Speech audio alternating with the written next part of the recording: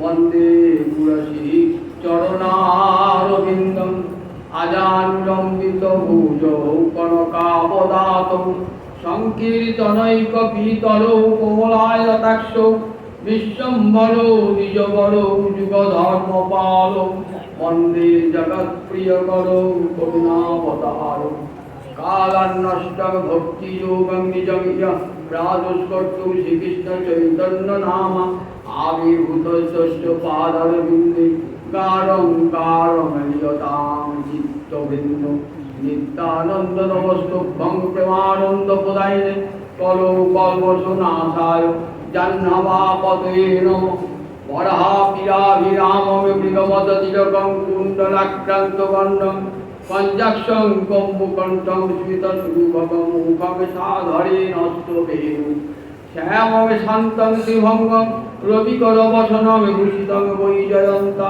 वन्दे वृन्दावनस्थं युवतिशतप्रीतं ब्रह्मगोपालवेशं महाभावस्वरूपातं कृष्णप्रियावरियसि प्रेमभक्तिप्रदेदेवी राधिके तं नमाम्यहम् वृन्दा वै तुलसीदेव वै प्रिया वै केशवस्य च कृष्ण भक्ति प्रदे देवी सत्यवत्यै नमो नमः वाञ्छाकल्पतरुभ्यश्च कृपा सिन्धुभ्यैव च पतितानां पावनेभ्यो वैष्णवेभ्यो नमो नमः तुलसीकाननं यत्र यत्र पद्मपुराणित पुराणपठनं यत्र तत्र सन्निहितो जय रूप सनातन भट्ट रघुनाथ श्रीजीव गोपाल भट्ट दास रघुनाथ এই ছয় গোসাইয়ের করি চরণ বন্দন যাহা হইতে বিঘ্ননাথ অভীষ্ট পূরণ নারায়ণং নমস্তুভ্যং নারায়ণং নমস্কৃত্য নরং চৈব নরোত্তমং দেবীং সরস্বতীং ব্যাসং ততো জয়ং উদীরয়ে নমো ধর্মায় মহতে নমো কৃষ্ণায় বেদসে ব্রাহ্মণেভ্যো নমস্কৃত্য ধর্মাन् ভক্তি সনাতনং वन्देऽहं श्रीगुरुश्रीयुतपदकमलं श्रीगुरुं वैष्णवांश्च श्रीरूपं साग्रजातं सहगुण रघुनाथान्वितं तं सजीवं साद्वैतं सावधूतं परिजनसहितं श्रीकृष्णचैतन्यदेवं राधाकृष्णपादान् सहगणललितां विशाखान्वितांश्च गुरवे गौरचन्द्राय राधिका वै तदालये कृष्णाय कृष्णभक्ताय तद्भक्ताय नमो नमः दिनादो मुरारे निषादो मुरारे दिनार्थे मुरारे निषार्थे मुरारे दिनान्ते मुरारे निशान्ते मुरारे तमे कगतिर्नस्तमे कगतिर्न अनार्पित चले गेছি রাতে করুণায় অবতীর্ণ করো সমর্পয়ত উন্নত উজ্জ্বল রসামি সভক্তি শ্রিয়ং হরিপুরট সুন্দর দুতি কদম্ব শান্তিপিত সদা হৃদয় কন্দরে পুরদুবসতি নন্দন অদ্বৈত প্রকৃতিকৃত নর হরিকৃষ্ণ স্বরূপপ্রিয় নিত্যানন্দ সক সনাতনপতি শিরূপৈচেতন লক্ষ্মী প্রাণপতি গদাধর রসোল্লাসী জগন্নাথ সাঙ্গ সপার্ষদ তদাং দেব শচী নন্দন সংসার সিন্ধু তরণে হৃদয় যদিষ্যা সংকীর্তনামৃত রসে রমতে মনস্যে প্রেমাম্বুধৌ বিহরণে যদি চিত্তবৃত্তি চৈতন্য চন্দ্র চরণ শরণং প্রয়ামি হরে কৃষ্ণ কৃষ্ণ কৃষ্ণ হরে হরে হরে রাম রাম রাম হরে হরে নিগম কল্পতরুর গলিতং ফলম শুভমুখাদি অমৃত দ্রব্য সমিযুতং পিবত ভাগবতের রসমাল বহুরহ রসিকা ভূমি ভাবকা নিত্যানন্দ সহিত গৌরাঙ্গ জয় জয়। শুনিলে চৈতন্য কথা ভক্তি লক্ষ্য হয়। নিতাই গৌরী সীতারাম প্রেমানন্দে একবারে হরি হরি বল। নিতাই গৌরী সীতারাম প্রেমানন্দে একবার হরি হরি বল। নিতাই গৌরী সীতারাম প্রেমানন্দে একবার হরি হরি বল। হইয়াছেন হবে না মহাপ্রভুর যত সমালোচনা বন্দী দন্তে পরিধান ভজ শ্রী কৃষ্ণ চৈতন্য প্রভু নিত্যানন্দ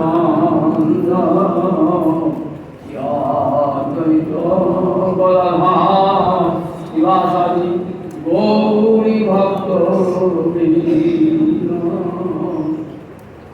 কদাচিৎ কালিন্দিত বিঘ্ন সংকিত তরুণ উদাভীরি নারী বজ্র কমলাক্ষাদ মধুপ রমা শম্ভু ব্রহ্মামর্চিত ঘনশাস্ত্র পদ জগন্নাথ স্বামী নয়ন পথগামী ভবতু মে। জগন্নাথ স্বামী নয়ন পথগামী ভবতু মে। জগন্নাথ স্বামী নয়ন পথগামী ভবতু মে। জয়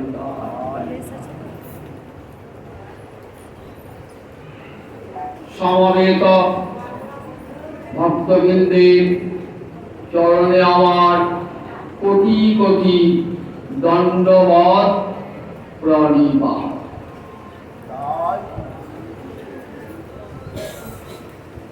শ্রীমান মহাপ্রভু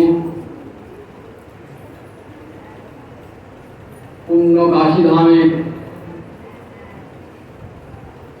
সনাতন গোস্বামী পাদকে উপলক্ষ করে জগদ্দীপকে শোনাচ্ছেন ভক্তি রহস্য বার্তা। সমস্ত অভিধেয়ের মধ্যে ভক্তি হল প্রধান।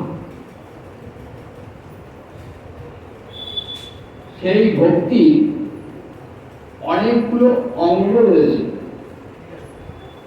আমরা দেখি প্রধান বলেছেন যে ভক্তির 9টা অঙ্গ।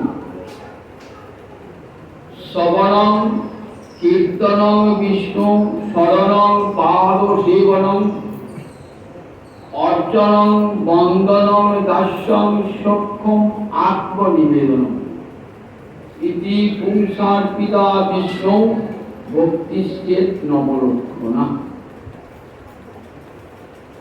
পিতা হিরণ্যকশিপুকে প্রহ্লাদ বলেছেন,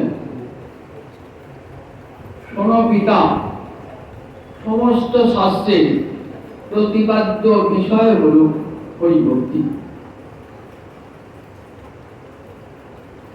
এই হরিভক্তির 9টা অঙ্গ। ভক্তি মহারানী 9টা অঙ্গ। যে কোনো একটা অঙ্গ যদি আপনি স্পর্শ করেন তাহলে ভক্তি মহারানী কৃপা। আপনার যদি আমি যে অঙ্গ স্পর্শ করি আপনি তার দিকে ফিরে তাকাবেন, ঠিক তেমনি ভক্তি মহারানী শ্রবণ কীর্তন শরণ বন্দন এই যে কোনো একটা এক অঙ্গ সাধে কেহ সাধে বহু অঙ্গ নিষ্ঠা হইলে উপজয়ে প্রেমের দমন। কেউ কেউ একটা অঙ্গই সাধন করেন, আবার কেউ কেউ অনেকগুলো অঙ্গ সাধন করেন।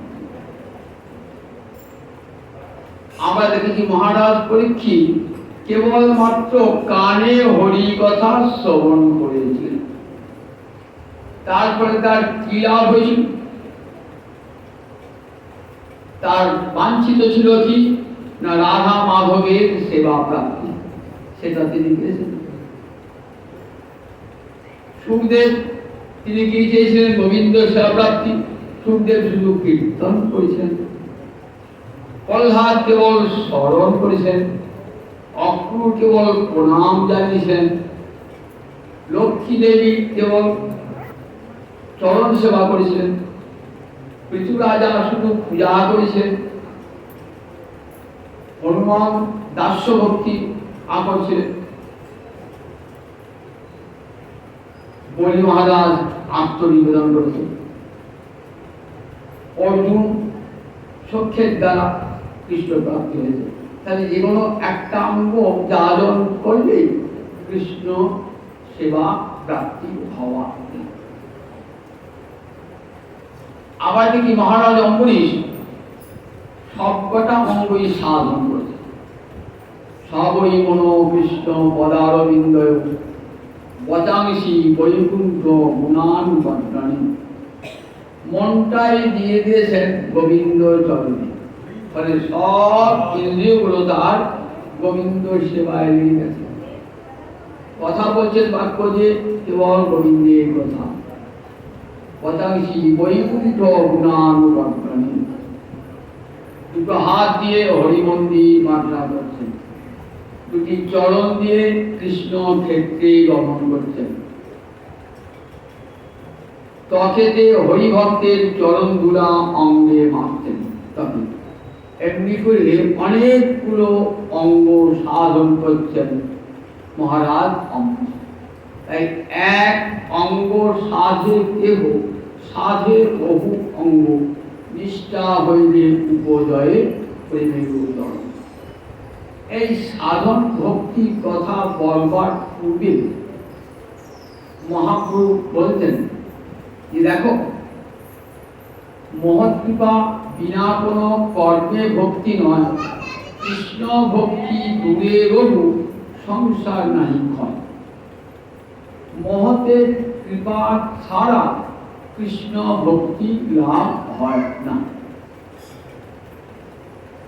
মহৎ অন্য কোনো কর্মের দ্বারা, যাগ যজ্ঞ ব্রত তপস্যা কোনো কিছুর দ্বারাই কিন্তু কৃষ্ণ ভক্তি লাভ হয় না। একমাত্র মহতের চরণ ধরিতে সব করলে তবে কৃষ্ণ ভক্তি লাভ হয়।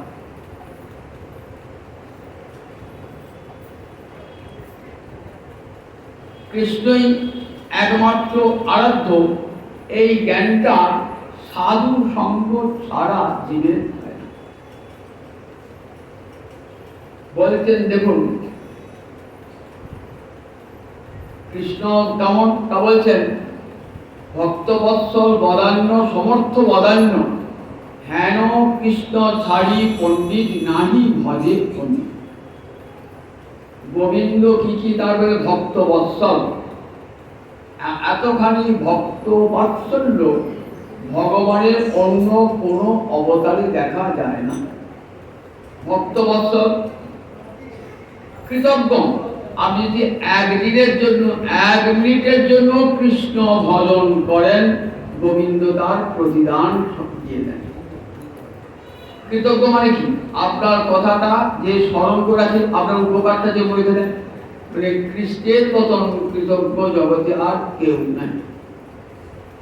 সমর্থ, তিনি সব দান করতে পারেন, মুক্তি দান করতে পারেন, মুক্তি দান করতে পারেন, ইহলোকের পরলোকের সর্ব সুখ দান করতে পারেন, প্রেম ভক্তি পর্যন্ত দান করতে পারেন। বদান্য মানে দাতা শিরোমণি, দান করবার জন্য তিনি সব সময় প্রস্তুত। ভজন করবার জন্য এক পা যদি এগিয়ে যান, গোবিন্দ 10 পা এগিয়ে আসবে। এত করুণা আর কোনো ভগবানের নাই। তাই ভক্তবৎসল কৃষ্ণ, সমর্থ বদান্য, হেন কৃষ্ণ ছাড়ি পণ্ডিত নাহি ভজে পণ্ডিত। কোন ভক্তের হয় যদি, বিজ্ঞজনের হয় যদি কৃষ্ণ গুণ জ্ঞান, অন্য ছাড়ি সবে ভজে উদ্ধব, অন্য সাজি কৃষ্ণ ভজে উদ্ধব সেই প্রমাণ। যদি কোনো বিজ্ঞজন শাস্ত্রাদি পাঠ করে থাকেন এবং যথার্থ উপলব্ধি হয়, তাহলে কি করবেন? তিনি সব কিছু পরিত্যাগ করে কৃষ্ণ চরণে আশ্রয় গ্রহণ করবেন। উদ্ধব তার প্রমাণ। উদ্ধব জ্ঞানী শ্রেষ্ঠ, উদ্ধব ভক্ত শ্রেষ্ঠ।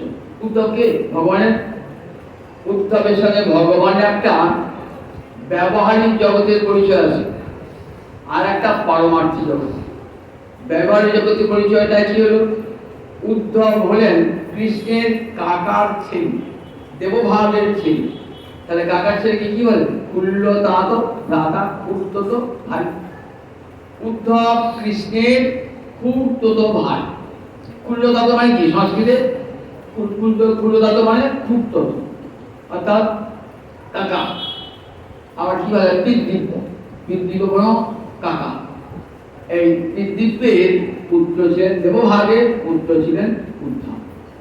আবার উদ্ধব ছিলেন উগ্রসেনের মন্ত্রী। দ্বারকায় যখন উগ্রসেন রাজত্ব করতেন না, তখন কৃষ্ণাং প্রবর মন্ত্রী কৃষ্ণস্য দ্বৈত সখা, তখন বৃষ্টি বংশের প্রধান মন্ত্রী ছিলেন উদ্ধব। বুদ্ধিতে উদ্ধবের সমান কেউ ছিল না। কৃষ্ণাং প্রবর মন্ত্রী কৃষ্ণস্য দ্বৈত সখা। দ্বৈত সখা মানে প্রাণ শ্রেষ্ঠ সখা, মর্ম সখা, যার কাছে প্রাণ খুলে সব কথা বলা যায়, তেমন সখাকে কি বলে? নর্ম সখা। হৃদয়ের মর্ম কথা যাতে প্রাণ খুলে বলা যায়। বন্ধু অনেকেই থাকে, কিন্তু সব বন্ধুর কাছে সব কথা বলা যায় না। এক একজন এমন অন্তরঙ্গ ঘনিষ্ঠ ভক্ত থাকে, যার কাছে নিজের মনের কথা খুলে বলা যায়। উদ্ধব গোবিন্দের এত প্রাণ পৃষ্ঠ, যখন উদ্ধবকে পাঠাচ্ছেন বৃন্দাবনে, নির্জন বিশাল অট্টালিকা, মথুরার বিশাল অট্টালিকার এক নির্জন কক্ষে নিয়ে গিয়ে গৃহীত পানি না পানি, দুটো হাত নিজের হাতের মধ্যে ধরেছেন উদ্ধব ভগবান। চোখ দুটি ছল ছল, বললেন তুমি গিয়ে ব্রজে গিয়ে আমার পিতা মাতার সংবাদ নিয়ে এসো, তাদেরকে সংবাদ দিয়ে এসো। আর একটা কাজ তোমাকে করতে হবে, সেটি অন্য কোনো দুধ দিয়ে হবে না। অর্থাৎ যে সমস্ত ব্রজগোপীগণ মদর্থে তপ্ত জীবিতা, আমার জন্য যারা জীবন পর্যন্ত দান করতে পারেন, সেই ব্রজগোপীগণ আমার বিরহে কেমন আছেন সেটা তুমি দেখে আসবে, তাদেরকে সান্ত্বনা দান করে আসবে। তাহলে এই গোপন কথা অন্য কারো কাছে বলা যায় না, কিন্তু উদ্ধবের কাছে ভগবান রয়েছে। এক উদ্ধব কৃষ্ণস্য দ্বৈত সখা, সাক্ষাৎ বৃহস্পতির ছাত্র। সেই উদ্ধব কি বলছে? যখন কৃষ্ণ বিরহে পাগল হয়ে গেছে উদ্ধব, বিদুরের সঙ্গে দেখা। বিদুরকে বলছেন অহো বহিয়ং স্তনকাল কুটং জিহাংসয়া অপায়ত অপ্য অসাধ্যি রেভে ধাত্রু জিতাঙ্গতি কাঙ্বা দয়ালু শরণং ব্রজেমু। বলছে গোবিন্দের মতন এমন দয়ালু জগতে আর কে আছে? কাঙ্বা দয়ালু শরণং ব্রজেমু। আর কোন দয়ালু ভগবানের শরণ গ্রহণ করবে? কেন? তা বলছে দেখো, বকি মানে কি? বকাসুরের ভগিনী পুতনার নাম বকি। বকাসুরের বোন বলে পুতনাকে কি বলতো? বকি। এই পুতনা বালঘাতিনী কংস কর্তৃক প্রেরিত হয়ে বৃন্দাবনে 10 দিনের কম বা 10 দিনের বেশি যত শিশু আছে সকলে রক্ত পান করে হত্যা করার আদেশ তাকে দিয়েছেন কংস। পুতনা এসে প্রবেশ করেছেন কোথায়? মা যশোদার গৃহে রাজভবনে প্রবেশ করেছেন। গোবিন্দকে কোলে তুলে নিয়েছেন। এমন বেশে, রাক্ষসী বেশে তো আসেন না। রাক্ষসীরা নিজের বেশ পরিবর্তন করবে যখন যে খুশি। কেমন বেশ ধারণ করেছেন? একবারে লক্ষ্মী বেশ ধারণ করেছেন। মা যশোদা বা বুঝির অন্যান্য মায়েরা অবাক হয়ে গেছেন, এমন সুন্দরী রূপসী মেয়ে তো ব্রজে কেউ নয়। তাহলে স্বর্গ থেকে মনে হয় লক্ষ্মী নেমে এসেছে, বৈকুণ্ঠ থেকে লক্ষ্মী মনে হয় নেমে এসেছে। কেন? কৃষ্ণ জন্মিয়েছেন তো, সেই জন্য মনে হয় লক্ষ্মী নেমে এসেছেন। এটি সবাই ভাবছে। সকলের বিশ্বাস উৎপাদন করে, মা যশোদার বিশ্বাস উৎপাদন করে কৃষ্ণকে কোলে তুলে নিয়েছে। কৃষ্ণ তো জানেন 6 দিনের শিশু। 6 দিনের শিশু হলে কি হবে? তার যে সর্বজ্ঞতার শক্তি, সেটা সব সময় তার মধ্যে বিদ্যমান। সর্বজ্ঞতা মানে সব জানেন যিনি, তাকে কি বলে? সর্বজ্ঞ। এই জানার ভাবটা হলো সর্বজ্ঞতা। গোবিন্দ 6 দিনের শিশু হলো, তিনি নির্বোধ শিশু নন। সমস্ত শক্তি, সমস্ত জ্ঞান তার মধ্যে রয়েছে। লীলাটা মাত্র নরনীত হচ্ছে বটে, কিন্তু শক্তিগুলো সব দৈবী শক্তি তার মধ্যে রয়েছে। পুতনার কোলে উঠে গেলেন ভগবান। কেন পুতনার কোলে উঠলেন বলুন দেখি? পুতনা আগের জন্মে কে ছিলেন? বলি রাজার কন্যা। তিনি চেয়েছিলেন কৃষ্ণকে পুত্র রূপে পেতে বলির রূপ দেখে। আবার যখন নিজের পিতাকে বলিকে যখন পাতালে নিয়ে গেল বদ্ধ করি, গরুর পাশে বদ্ধ করি, তখন বলেছিলেন এমন ছেলেকে বিষ খাইয়ে মারতে হয়। দুটো বাঞ্ছায় পূর্ণ হয়েছে, পুত্র রূপে পেয়েছেন, আবার বিষ খাইও মানুষ। ভক্ত বাঞ্ছা কল্পতরু তো, সেই জন্য বলিকন্যা রত্নমালা তিনি পুতনা হয়ে এসেছেন। ভগবান ভক্ত বাঞ্ছা কল্পতরু, তিনি কিন্তু ভক্তের বাঞ্ছা পূর্ণ করবেন। তাই পুতনার বাঞ্ছা তিনি পূর্ণ করবার যে তার কোলে উঠেছেন, আবার পুতনার বিষটাও তিনি খাবেন। এমন ভগবান জগতে আছে যে আমার ভক্ত আমাকে বিষ দিতে চেয়েছে, আমি তার বাঞ্ছাটা পূর্ণ করব, তার দেওয়া বিষ খেয়ে। বলুন জগতে এমন কোন ভগবান আছে? জগতে এমন কোন ভগবান আছে যে আমার ভক্ত আমাকে বিষ খাইয়ে মারতে চেয়েছে? কখন? সেই সত্য যুগে চেয়েছি, আর আজ দাপর যুগে ভগবানের মনে পড়েছে ওই প্রার্থনাটা পূর্ণ করতে হবে। সেই প্রার্থনা পূর্ণ করবার জন্য পুতনার কোলে তিনি উঠেছেন, পুতনার দেওয়া বিষটাও খেয়েছেন। পুতনা চামচে বিষটা খাইছিল, ঘামটা করে চামচে দিয়ে খাইছিল? বললেন না, তার চামচে চামচা দিয়ে খাওয়া বয়স তার। মাতৃস্তন্য পান করে 6 দিনের শিশু, তাহলে স্তনবৃন্তে কালকূট বিষ লাগিয়ে দেন। ছেলে তো মাতৃস্তন্য ফেলে সঙ্গে সঙ্গে চুচুর আরম্ভ করেন, মাতৃস্তন্যকে ধারণ করেছে। পুতনা অবাক হচ্ছেন, কিন্তু আশ্চর্য ছেলে, এতক্ষণ পর্যন্ত আমার স্তন শোষণ করলো, কিন্তু কোনো তো বিকার দেখা গেল না। আমি তো ভেবেছিলাম ঠোঁটে ঠেকালেই মরে যাবে। বলে বাবা এতক্ষণ ধরে চুষছে ছেলে, যেমন তার তেমনি মাতৃস্তন্য পান করে শিশুর যেমন আনন্দ হয় তেমনি আনন্দ হচ্ছে। পুতনাকে আনন্দ দান করছেন। দেখুন ও শত্রুকেও তিনি আনন্দ দান করছেন। ভগবান জিঘাংসয়া বলছেন অহো বহিয়ং স্তনকালকুটম, স্তনে কালকূট বিষ মাখি অপায়ত পান করেছিলেন। অসাধ্যী পুতনা পান করেছিলেন। গোবিন্দ তার বিষ পান করলেন। বিষ পান করে বিনিময়ে কি দিলেন? তাকে বেঁধে দিলেন? বলে না, তার ওই পুতনার যে দেহটা, যে তার মুক্তি পেয়ে গেল। বিষ পান করে কি হলো? তা বলেন পুতনা লেভে ধাত্রীচিতাঙ্গতি, ধাত্রীগতি লাভ করলো পুতনা। ধাত্রীগতি মানে ধাইমা, মায়ের সহায়িকা রূপে থাকবে, মাকে সাহায্য করবে, কৃষ্ণ সেবায় মাকে সাহায্য করবে। ছোট শিশুকে মা যখন পালন করে না, সঙ্গে ধাইমাকে রেখে দিতেন। দেখ বাবা, আমি যখন চান করতে যাব, খেতে যাব, তখন তুই সন্তানটিকে দেখ, ধাইমারা দেখবি।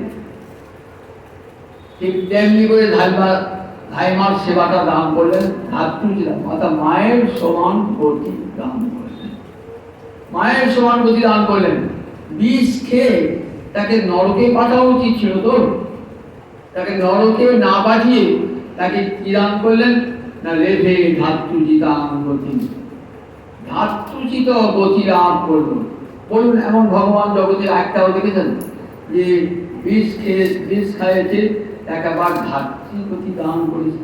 ধাত্রীগতি গোলকে গিয়ে মা যশোদার কাছে কাছে রয়েছে, মায়ের সমান আনন্দ বাৎসল্য রস আস্বাদন করছেন। কেমন ভগবান দেখো! তাই বলছেন গঙ্গা দয়ালু শরণং বুঝেব, আর কোন দয়াল ভগবানের শরণ গ্রহণ করব? এমন দয়াল ভগবান জগতে আছে, বিষের পরিবর্তে অমৃত দান করে। বিষ দিলে শুধু বিষই খাওয়াবে, অনন্ত ভগবানকে বিষ খাওয়ালে তাকে নরকে পৌঁছতে হয়। আর নরক তো দূরের কথা, স্বর্গ তো দূরের কথা, কোথায় দিলেন? একবারে গোলকে ধাত্রীগতি চিন্ময় দেহকে লাভ করে। তাই গঙ্গা দয়ালু শরণং ব্রজেয়, উদ্ধব বলছেন আমার গোবিন্দের মতন এমন দয়ালু জগতে আর কে আছে, আর কার শরণ গ্রহণ করব? তাই বলি, কোন বিজ্ঞজন যদি শাস্ত্র জ্ঞান অর্জন করেন, শাস্ত্রের যথার্থ উপলব্ধি হয়, তাহলে সব ছাড়ি ভজে কৃষ্ণ, তাতে উদ্ধব প্রমাণ।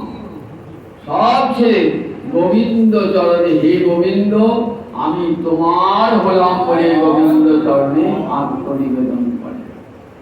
গোবিন্দ ভক্তকে রক্ষা করেন, অভক্তকে রক্ষা করেন, মিত্রকে রক্ষা করেন, শত্রুকেও রক্ষা করেন।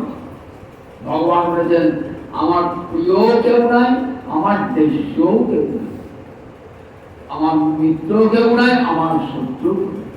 শত্রু মিত্রের সমান জ্ঞান ভগবানের বলতে। তাই গঙ্গা দয়ালু শরণং ব্রজেব। আর এমন কোন দয়ালু আছে যার শরণ গ্রহণ করব? শরণ কথাটি কিন্তু খুব গুরুত্বপূর্ণ। এটি একমাত্র ভক্তি শাস্ত্রেই পাওয়া যায় শরণ কথা। তালবস্য রমুদ্রেন্দ্র শরণ মানে আশ্রয়, দন্তেশ্বর মানে নয়, তালবস্য রমুদ্রেন্দ্র শরণ মানে আশ্রয়। গীতা তো ভগবান বলেছেন আমাকে আশ্রয় করবি। শুধু আশ্রয় নয়, মনটা মজ্জাসক্ত মনা, আমাকে মনটা আসক্ত হবে। অনেকে আশ্রয় গ্রহণ করেন বটে, কিন্তু মনটা দেন না। যেমন রাজবৃত্ত, রাজার সেবা করছে, রাজার আশ্রয় গ্রহণ করছে, কিন্তু রাজাকে মনটা দিয়েছে কি? মনটা তার স্ত্রী করতে রয়েছে। ভগবান বলে তা হবে না, মজ্জাসক্ত মনাবর্ত যৌবন গুঞ্জন মদাশ্রয়। আমার আশ্রয় গ্রহণ করে আমাকেই ভালোবাসতে হবে, আমাকে আসক্ত। তাহলে বুঝলেন তো শরণাগতিটা কেমন? ভগবানের চরণে আশ্রয় গ্রহণ করে হৃদয়ের সব ভালোবাসা তাকে নিবেদন করতে হবে। সেই যে ভক্তি শাস্ত্রে শরণাগতি 6টা লক্ষণ তুলে ধরে।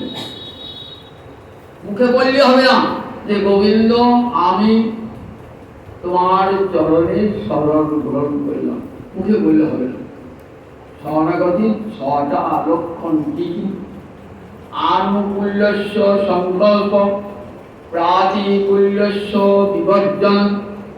রক্ষিষ্যতি বিশ্বাস বক্তৃত্বে বর্ণন তথা আত্মনিক্ষেপ কার্পণ্যে সর্বিধা শরণাগতি। সর্বিধা শরণাগতি মানে শরণাগতির 6টা লক্ষণ। কটা? শরণাগতি 6টা লক্ষণ মনে থাকবে। শরণাগতির 6টা লক্ষণ। মুখে আমি গোবিন্দ চরণে শরণ বললে হবে না, এই 6টা লক্ষণ দেখে নেবো আমরা আছে কিনা, তবে জানবো গোবিন্দের চরণে শরণ করে। কি? আনুকূল্যস্য সংকল্প, যা গোবিন্দ সেবার অনুকূল আমি সেটাই করব, যা গোবিন্দ ভজের অনুকূল সেটা করব। প্রাতিকূল্যস্য বিবর্জনম, যা গোবিন্দ সেবার বিরোধী তাকে আমি সর্বতোভাবে পরিত্যাগ করব। দেখেছেন তো এটা কত বড় কঠিন কাজ, যে আমার কৃষ্ণ সেবার বিরোধিতা করছে, সে যদি আমার ছেড়েও পারে আমি তাকে পরিত্যাগ করব, নিজের জন্য তাকে পরিত্যাগ করব। দেখেছেন তো তার সর্বকথা সোজা কথা নয়, চারটিকারী কথা নয় যে আমি তাকে পরিত্যাগ করব। অঙ্গরাজা নিজের ছেলেকেই পরিত্যাগ করেছিলেন, যে আমাকে কৃষ্ণ হয়ে যায় না, সে ছেলে পেয়ে কি হবে, সে ছেলে পরিত্যাগ করে রাজা চলে গেলেন। এরকম উদাহরণ আমরা অসংখ্য দেখতে পাই, ভাগবতাদি মহাভারত দেখতে পাই। প্রাতিকূল্যস্য বিবর্জনম, যা গোবিন্দ সেবার প্রতিকূল তাকে সর্বতোভাবে বর্জন করব। আর 3 নম্বর হলো রক্ষিষ্যতি ইতি বিশ্বাস। রক্ষিষ্যতি মানে তিনি আমাকে রক্ষা করবেন, অন্তরে এই বিশ্বাস দৃঢ় যে আমাকে গোবিন্দ ছাড়া আর কেউ রক্ষা করতে পারবে না। রক্ষিষ্যতি ইতি বিশ্বাস। প্রহ্লাদ যেমন কাউকে ডাকেন নাই, গোবিন্দকেই শুধু অন্তরে প্রার্থনা জানাচ্ছেন। এত বিপদেও প্রহ্লাদ কিন্তু গোবিন্দের চরণ থেকে মনটা এক মুহূর্তের জন্য সরিয়ে নেন না। মহারাজ অম্বরীশ এক মুহূর্তের জন্য মনটা গোবিন্দ চরণ হতে সরিয়ে নিলেন না।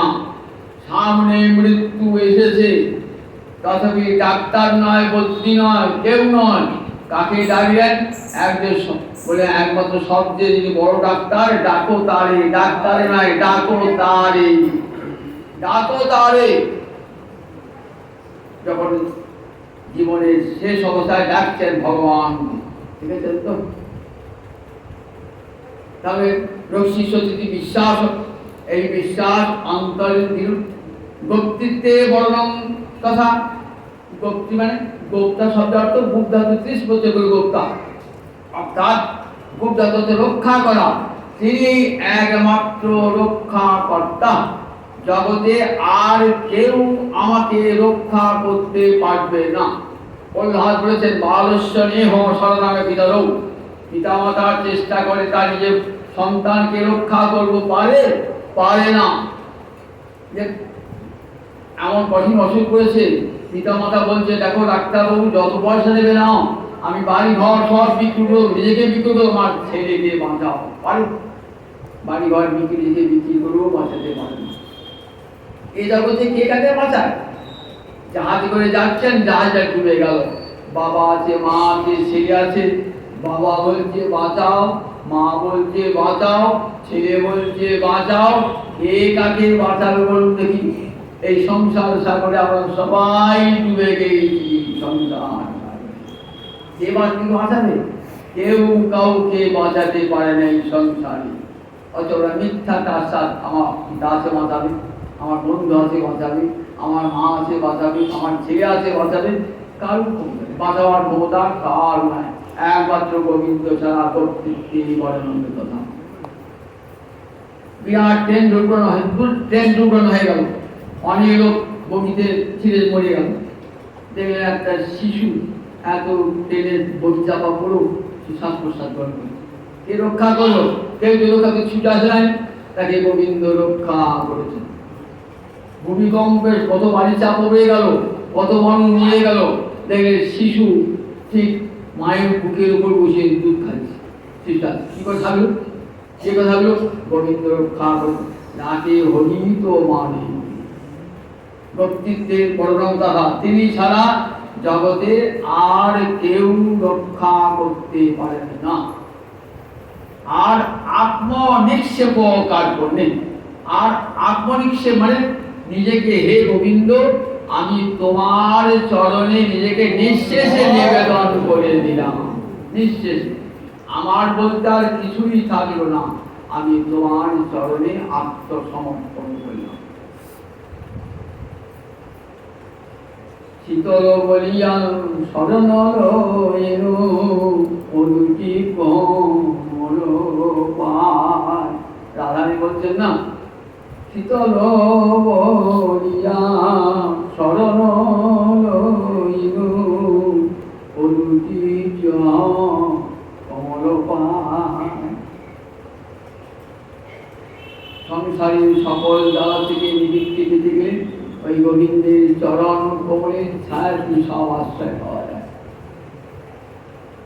আমাদের ঠাকুর বলেছেন, দেখো সংসারের জ্বালা দিয়ে নিতে চাও, জীবনটাকে ধৈর্য করতে চাও, সমস্ত ভয় থেকে জীবনকে মুক্ত করতে চাও, উদ্বেগ থেকে মুক্ত করতে চাও, তাহলে নিতাই পদ পাল কোটি চন্দ্র সুশীতল, যে ছায়ায় জগৎ জুড়ায়। নিতাই চরণের ছায়ায় বসতে সব জ্বালা জুড়িয়ে যায়। আত্মনিক্ষেপ কাজ করলেন, নিজেকে সর্বতভাবে ভক্ত গোবিন্দ চরণে আত্মসমর্পণ করলেন। আর কার করলেন, আমি তোমার কৃপার পাত্র প্রভু, আমি ভজন জানি না, সাধন জানি না, আমি কিছুই করতে পারি না। মৎস্যম নাস্তি পাপাত্মা পাপহং পাপকর্মাহং পাপাত্মা পাপ সম্ভব। প্রভু পাপ করবার জন্য আমার জন্ম হয়েছে, আমি পাপাত্মা, পাপ থেকে আমার উৎপত্তি হয়েছে। প্রভু প্রিয়দান পূর্বৈকাশ্য সর্ব পাপ হরহরি, হে পুণ্যার পদ্মজন গোবিন্দ, তুমি আমার প্রতি কৃত হোক, আমার ভজন নাই সাধন। এমনি করে ভগবান নিজেকে কৃপার পাত্র রূপে ধরে থাকেন, আমি তোমার কৃপার পাত্র প্রভু, আমার তো কোনো ভজন নাই সাধন নাই। গণইতে দোষ গুণলেশ নাহি পালবি, জবদহু করবি বিচার, জবদহু করবি বিচার। তুহু জগন্নাথ জগতে কহালসি, জগবাহি নহ মই ছাড়। গান বিদ্যাপতি মিথিলার কবি, কবি সার্বভৌম, একে বলতো মৈথিলি কবি, কবি সার্বভৌম অভিনব জয়দেব। সেই বিদ্যাপতি বাংলা জানতেন না, মৈথিলি ভাষায় পদ লিখেছিলেন। বাঙালির ছেলে তখন মিথিলায় পড়তে যেত, ওই বিদ্যাপতির গানের ভাষার সঙ্গে সঙ্গে মৈথিলি ভাষার সঙ্গে বাংলা ভাষা মিশিয়ে দিয়েছিল। মিশিয়ে একটা নূতন ভাষা তৈরি হয়েছিল, তার নাম ব্রজবুলি ভাষা। এই ব্রজবুলি ভাষায় অনেক বৈষ্ণব পদ রচিত হয়েছে। বিদ্যাপতি পদগুলি সব কিন্তু ব্রজবুলি ভাষা। বিদ্যাপতি জীবন সায়ান্নে বলছেন, প্রভু গণইতে দোষ গুণলেশ নাহি পালবি, জবদহু করবি বিচার। যমরাজাকে যখন বিচার করাবে না, তখন দেখবে আমার কোনো গুণ নাই, সবটাই আমার দোষ। দোষ বই গুণ খুঁজে পাবে না, দোষ বই গুণ খুঁজে পাবে না। যখন তুমি বিচার করিবে, দোষ বই গুণ খুঁজে পাবে না। তুমি জগন্নাথ, তুমি তো জগতের নাথ, সে তোমার একটা নাম হলো জগন্নাথ। জগতের নাথ তুমি, জগতের পিতা তুমি। তাই দেখো প্রভু পিতার 5টা ছেলের মধ্যে একটা ছিল দুষ্ট হই, বাবাকে তাকে রক্ষা করে না, বাবা তাকেও রক্ষা করে। শিষ্ট ছেলেটিকেও যেমন রক্ষা করে, দুষ্ট ছেলেকেও তেমনি করি রক্ষা করে। তুমি জগন্নাথ জগতে কহারসি, জগতে সবাই বলে যে গোবিন্দ জগন্নাথ, জগবাহী নহ ইচ্ছা, আমি জগতের বাইরে নই, সুতরাং আমাকে রক্ষার ভারত নয়। তাহলে দেখুন, তাহলে কি কি বললাম বলছি, কি কি বললাম? 6টা লক্ষণ বললাম। ভালো করে কান করে শুনুন, ঘুমবেন না কিন্তু। আমি আবার পরে জিজ্ঞাসা করি, ঘুমবেন না, সবাই ঘুম ভাঙিয়ে দেবো, ঘুমবেন না। 6টা স্বর্ণাগতির 6টা লক্ষণ।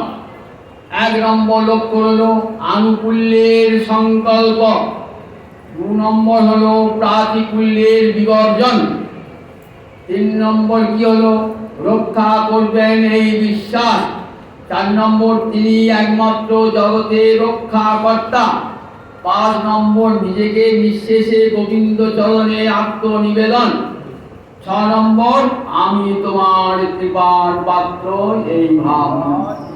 কত হলো? 6টা হলো তো? 6টা মনে থাকি 6টা। আর পরে আমি জিজ্ঞেস করি 6টা মনে থাকি। প্রথমটা হলো কি আনুকূল্যের সংকল্প। আনুকূল মানে যা গোবিন্দ সেবার অনুকূল, সেই বিষয়ে আমার সর্ববিধ সংকল্প হবে, মনের বাসনা হবে। যা গোবিন্দ সেবার প্রতিকূল, তাকে আমি সর্বতোভাবে পরিত্যাগ করব। গোবিন্দ যে ফুলে সাজতে ভালোবাসেন, আমি তাকে সেই ফুলে সাজাবো। গোবিন্দ যা খেতে ভালোবাসেন, আমি তাকে সেই জিনিস খাওয়াবো। এমনি করে কেমন সেবা হবে? আত্মপদ সেবা, অর্থাৎ নিজে যেমন করে নিজের দেহটাকে সুস্থ রাখেন, ভালো রাখেন, মনে মনে ভাবেন আমার গোবিন্দকে তেমনি ভাবি রাখতে হবে। প্রিয় জ্ঞানের সেবা, প্রিয় জ্ঞানের সেবা, আপনার যা প্রিয় সেটাই ভগবানকে দান করতে হবে। প্রাতিকূল্যস্য বিবর্জন, আমার যদি কৃষ্ণ সেবায় কেউ বাধা দেয়, বলতে দেখো গো, আমার কৃষ্ণ সেবায় যদি বাধা দাও, আমি তোমাকে পরিত্যাগ করি। যজ্ঞপত্নীগণ কি বলেন? স্বামীরা বলেন ঘর ঢুকতে দেবো না, রাখাল বালকরা জন্য চললে ওরা গৌচরায় রাখাল গোয়ালা, তোমরা ব্রাহ্মণের বউ হয়ে চললে কোথায় রাখালদের সঙ্গে যাচ্ছ যাও, কিন্তু ঘরের দরজা চিরকাল যেরকম। বলে বেশ, দরজা বন্ধ করো, আমরা দরজা খুলতে আসবো না। প্রাতিকূল্যস্য বিবর্জন, কেমন প্রাতিকূল্যের বিবর্জন দেখুন। ব্রাহ্মণ পতিরা বাধা মারলেন, সব বাধা তুচ্ছ করে তারা গোবিন্দ চরণে শরণ। আর কি হলো দেখুন, স্বামীদের অন্তরে অনুতাপ জাগ্রত হলো। যজ্ঞের শেষে যখন পূর্ণাহুতি দান করবেন, তখন তাদের অন্তরে বাঞ্ছা, যদি স্ত্রীরা আসে তাদেরকে আদর করে ফিরিয়ে নেব। গোবিন্দ তাদের অন্তরে ভাব বুঝতে পেরেছেন, তাই যাকে ব্রাহ্মণদের পত্নীকে বলেন তোমরা ঘরে ফিরে যাও, স্বামীরা এবার যজ্ঞে পূর্ণাহুতি দান করবেন। আমাকে পাওয়ার এখনো পর্যন্ত দেহ তোমাদের তৈরি হয় নাই, কারণ তোমাদের দেহটা ব্রাহ্মণের দেহ, তো ও দেহটা আমি নেব না। তাহলে কোন দেহ তুমি নেবে? গোপী দেহ ছাড়া কোন দেহ আমি গ্রহণ করি না। দেবীরা ব্রাহ্মণী পত্নী না করে অঙ্গীকার, গোপ জাতি কৃষ্ণ গোপী প্রিয়সী তাহার, গোপ জাতি কৃষ্ণ গোপী প্রিয়সী। সেই জন্য সাধকের যে মঞ্জুরি ভবন আছে না, যারা যারা গুরুজনের কাছে মঞ্জুরি ধরেছেন, কি ভাবনা করতে? গোপী দেহ ব্রাহ্মণের দেহ নয়, শূদ্রের দেহ নয়, কোন দেহ ক্ষত্রিয়ের দেহ নয়, গোপী দেহ ভাবনা করতে হয় নিজেকে আমি। এই গোপী দেহ ছাড়া কৃষ্ণ অঙ্গীকার করবেন না। তা দেখুন, স্বামীরা তো দরজা বন্ধ করেছিল, তা আবার কলমাদরে দরজা খুলে দিলেন, বললেন ওহো পরবর্তী ধন্য, আমরা ধন্যাতি ধন্য, আমরা বেদ পড়েছি কিন্তু কৃষ্ণ ভক্তি হয় না, আমাদের গলায় পইতে আছে কিন্তু কৃষ্ণ ভক্তি নাই।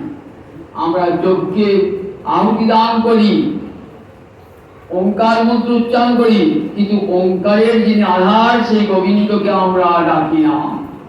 তিনি আমাদেরকে স্মরণ করিয়ে দিয়ে গেলেন, অথচ এত বিদ্যা লাভ করো গোবিন্দকে চিনতে পারলাম না।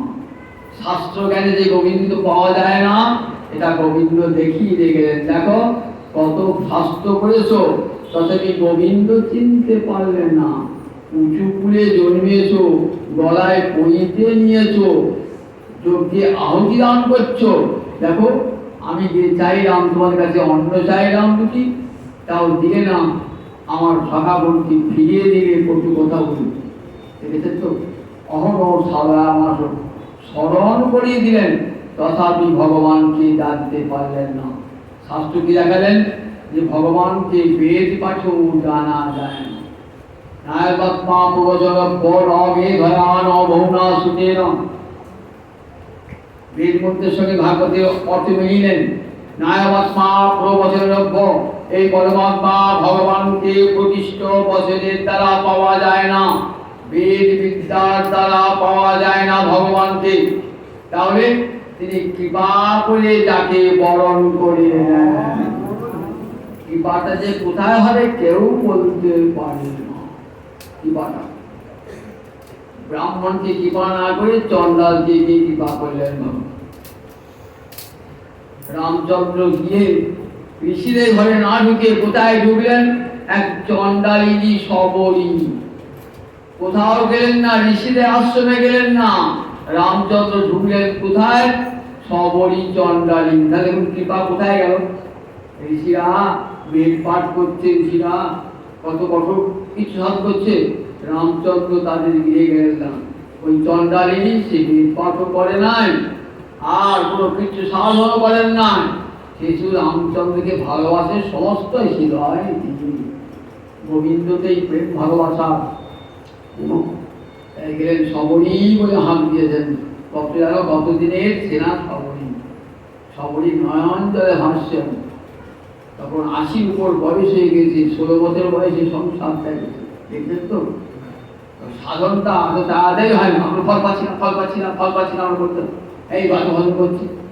সবরী ১৬ বছর বয়সে ঘর ছেড়েছে, যুবতী অবস্থায়, আর ভগবানকে পেলেন ৮০-৮২। তথাপি সাধন থেকে টলে না, এক মুহূর্ত টলে না। কেন? আমার গুরু বাক্য কখনো মিথ্যা হবে না, হবে না, হবে না, দৃঢ় বিশ্বাস অন্তরে।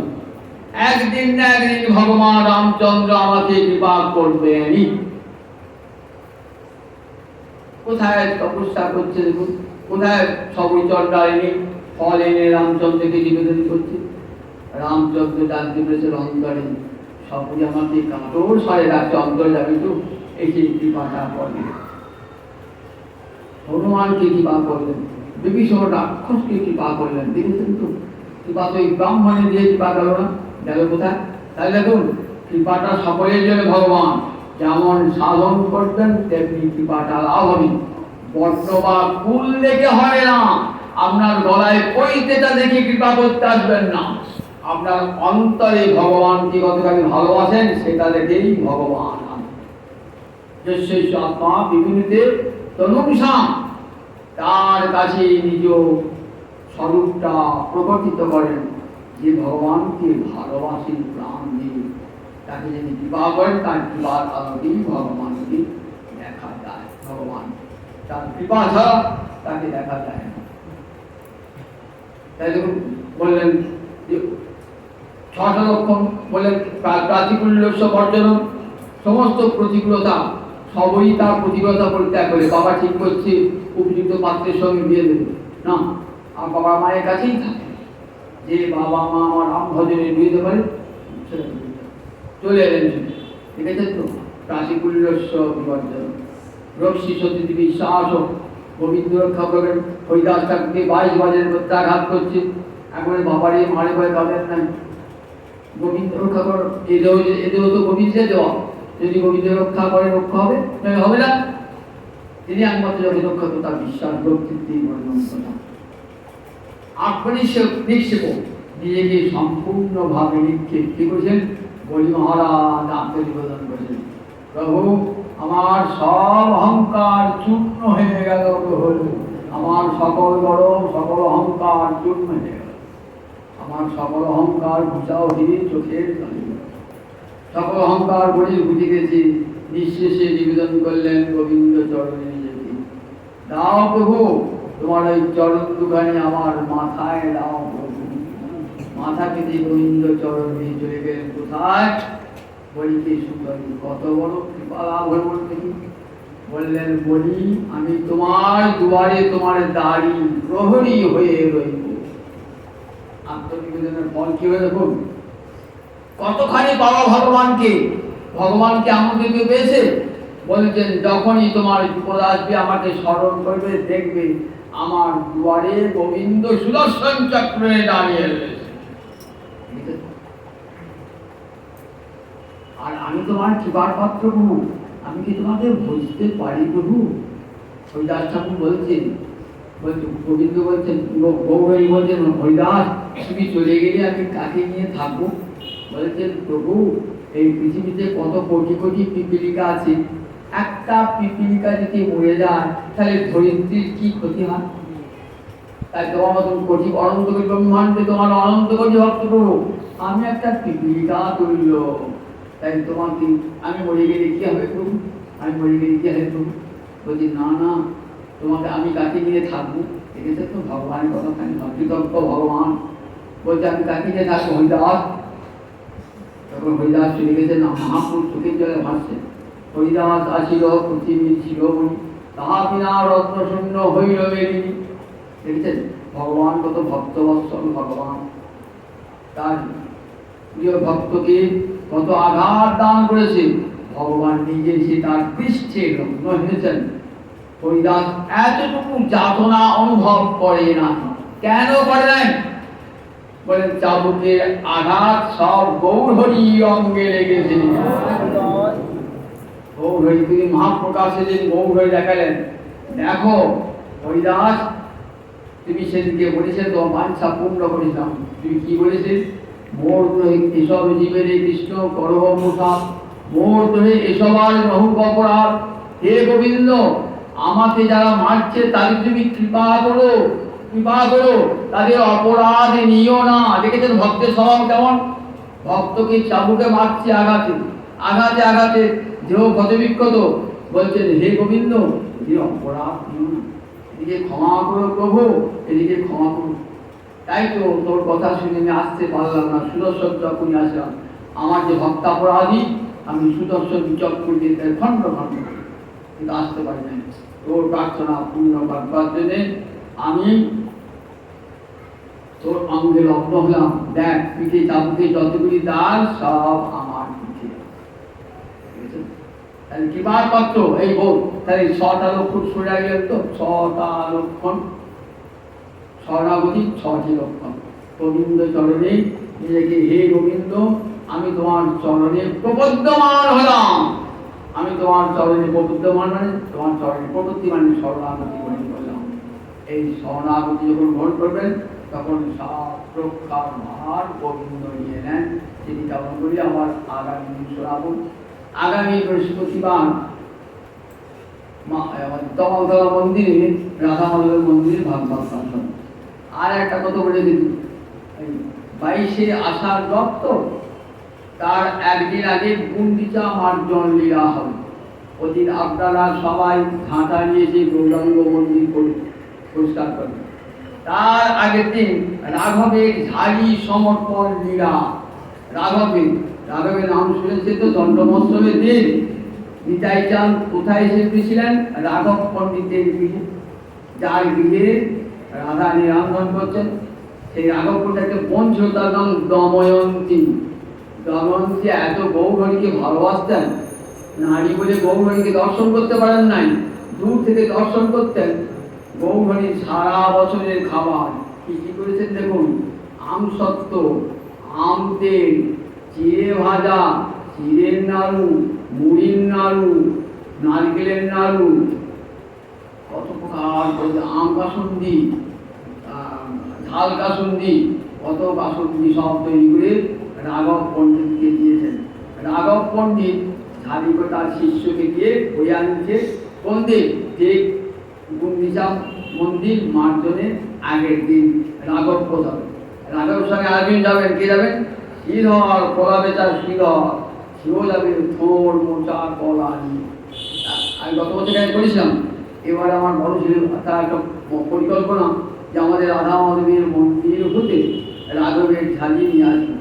ওখানে সবাই চিড়ে ভাজা নাম বিভিন্ন জায়গাতে যে যা দেবেন সেগুলি ওখান থেকে হরিনাম সংকীর্তন করতে করতে আমরা গৌরাঙ্গ মন্দিরে এসে ওই সব প্রভু গৌরের নিবেদন করবো, গৌরের দান করবো, গৌরী ঠিক সময় মতো সেগুলি খাবেন। আপনারা ওই দিনে এখানে দাঁড়িয়ে থেকে যদি আবহাওয়া প্রতিকূল না হয়, যদি ঝড় বৃষ্টি না হয়, তাহলে আপনারা সেদিকে শঙ্খ উলুদ ধরে দিয়ে ওই রাঘবের ঝালিকে বরণ করে দেবেন। আমার মন্দির থেকে এখান পর্যন্ত আমার রাধামান্দির মন্দির থেকে এখানে আসবে রাঘবের ঝালি আসবে।